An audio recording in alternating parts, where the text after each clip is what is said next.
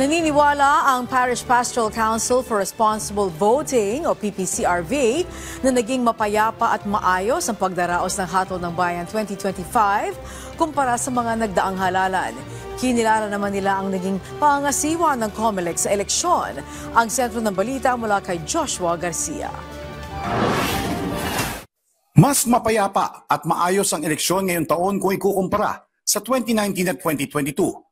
Ito ang sinabi ng Parish Pastoral Council for Responsible Voting sa nagdaang Hatol ng Bayan 2025. Ayon kay PPCRV spokesperson Ana de Villa-Singson, hindi hamak na mas mabilis ngayon ang transmission. Anya, wala pang 4 na araw matapos ang halalan, nasa 99.12% na ang transmission na umabot sa transparency server ng PPCRV.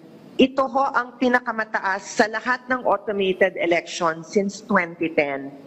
Wow. So, mabilis talaga. Dagdag pa ng PPCRV, sa kabila ng mga issue na kinaharap ng mga automated counting machines o ACM, ay agad naman itong nasolusyonan dahil sa mabilis na tugon ng mga technical support mula sa Commission on Elections.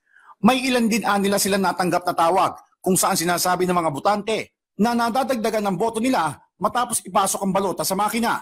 Pero giit ni Singson, Banatag ang loob namin dyan kasi meron naman hong random manual audit na kung saan makikita ang may issue, kung talagang tama ba yung pagbilang ng balota, makikita natin po doon yun. Samantala, kinilala din ng PPCRV ang transparency at responsiveness ng COMELEC nitong nagdaang eleksyon na inaasahan nila magpapatuloy sa mga susunod pang halalan sa bansa.